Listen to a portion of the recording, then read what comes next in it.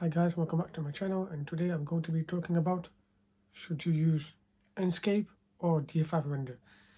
Now obviously they are mainly used in 3D architectural visualization. You've seen some tutorials on YouTube whether it's Enscape or D5 render, and maybe you might be confused on which one to choose or to start with. So I also give my recommendation for you, maybe for those of you who are beginners or not. Now both of these tools are getting a lot of attention in the design community, and many of you may have asked me, or some of you may have asked me, whether Enscape good or D5 render good, or D5 render good. So it's a good opportunity for me, for you guys, to let you know which one should you aim for, and my personal recommendation, because I've used Enscape in the past, and why I might not use Enscape. But obviously you can use Enscape if you want to. Now let's talk about some few sections. So number one is, what are they? So Enscape is a uh, real-time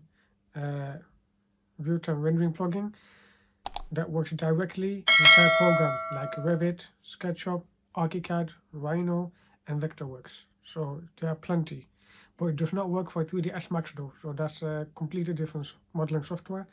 So it has been around for a while before D5 render, and has been popular for seamless integration. So you model, you click a button, and boom, you just get the render. You're walking through your design in real time. So that's for Enscape. For D5 render, on the other hand, it's a standalone real-time rendering engine. So you just import your model, you import your model into it, and then you get used to its most powerful engine rendering tools.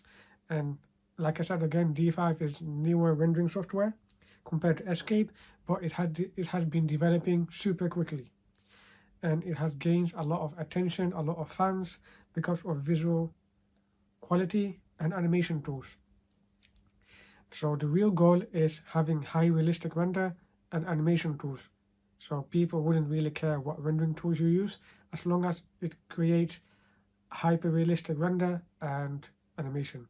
Now, so one plugin, so one works as a plugin within your modeling software, and the other is dedicated as the rendering software program, but rendering program, sorry. But the real question is, how do they perform in practice? Okay, so that leads to number two. So number two is the ease of use. When it comes to ease of use, Enscape is a clear winner, definitely, 110%. If you want very simple, if you're a complete beginner, don't know anything about visualization, Enscape is number one to go. But there's almost no learning curve. You can just do it and experiment it. So if you know how to navigate your model and you know how to use Enscape, it's basically just one-click render solution, and it's quick for client meeting and faster iteration. So if you want quick and you don't really have time to do a lot of rendering, then Enscape is good to go and completely perfect for beginners. Now, D5 render, on the other hand, however, requires you to export your model and then work in a sequence interface.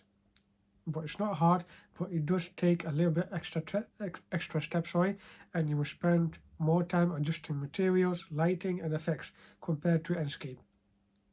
So if spread and simplicity are your top priorities, then Enscape is the top choice. But if you want more realistic and you don't really mind about having a lot of extra step, then D5 render is the best. Now, this leads to number three, visual quality.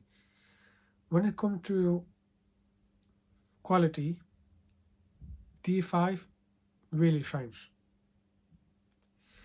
D5 offers higher realism out of the box, better lighting, better reflection, better materials, better shadows, over and overall mood.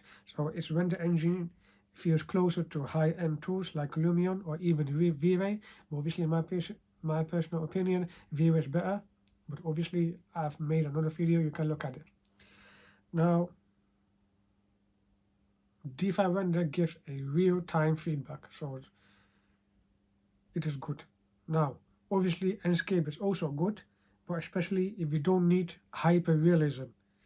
But when you compare side by side, you see that D5 renders output is just more depth and more cinematic feel, and for portfolio images, client, client presentation or marketing visuals, D5 render gives you kind of an extra wow factor. So, like I said again, D5 is winning in this comparison game. So obviously D5 is also a new forgive me for the pause. D5 is also a new software developed like I mentioned before. Now this leads to number 4 is features and workflows. Now let's break down some of the features. Animation and videos. Enscape lets you create fly through quickly, but D5 gives you way more control over camera path, lay frame, and cinematic effects. If animation is part of your workflow, then D5 is stronger. Asset libraries. So both of these rendering engine, Enscape and D5 Render, they have both decent libraries of furniture, people, vegetation, object, you name it. But D5 Render's assets are generally high quality, but Enscape are more lightweight and easy to load. Obviously, it is also okay if you have a high spec PC, go for D5 Render. If you've got low spec PC, go for Enscape. So that's good. Now, obviously, here comes the next one: is the hardware demand. Enscape runs smoothly on mid-range laptop and desktop, so PCs. D5, however, needs a more powerful GPU, especially a RTX graphics card. So I've mentioned RTX graphics cards in my previous videos. You can have a look at that. And if your hardware isn't up to like highest standard, then your D5 render can slow down and lag. So obviously you don't want that. And it's one of the most painful moments if your renders slows down and it actually says like not responding on your Windows. It's actually one of the most painful feeling. So please upgrade your PC. Please look at the NT requirements before you buy anything. I hope that makes sense, and that's one of the powerful secrets here. And then the final one of the number 4 is workflow speed. Enscape is unbeatable for speed, and you can show changes in real time during a client meeting, but D5 requires you to re-import and set up, so it takes a bit more time. So Enscape is faster, D5 a bit slower, but high quality rendered. Now, this leads to the last one, number 5, is pricing. Enscape is subscription based and it's not exactly cheap, but considered reliable for firms who just want fast results without a lot of fuss or a lot of fluff. Now, D5 Render, surprisingly, it does have a free version with a plenty of features, and the paid pro version is still more affordable than Enscape for what you get. So if budget is the biggest factor, then D5 Render give you the bang for your buck. So D5 is cheaper than Enscape. Now, my recommendation, if you're an architect or designer or interior designer or 3D artist or student, architecture student maybe, who value speed, simplicity, and lab updates, then go with Enscape. It is fantastic in real time, design development and quick client feedback, and even design tutorials as well and design reviews.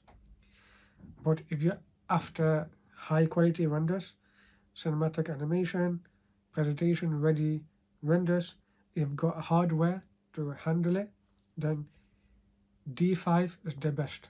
Then take D5. So the higher the spec, the better it will be, and the more faster your the more faster your workflows and the more faster your productivity are. Now, personally, my recommendation, I would go towards D5 render. Why?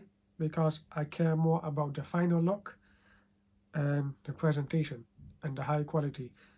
But I still use Enscape, even though I don't really use Enscape anymore, but I just use Enscape just for like very quick design ideas or very quick presentation for clients. Honestly, many studios, they use both, depend on the stage of the project. But at the end of the day, it really depends on your workflow. Now, I hope that this video makes sense to you. If you have any questions, please let me know down in the comments below so I can answer all my questions the best I can. So yeah, I'm looking for 5 people to coach if you want. So you can book a link down below. I will leave it down below. How I can make you from zero to hero render for complete beginners, and you don't have to.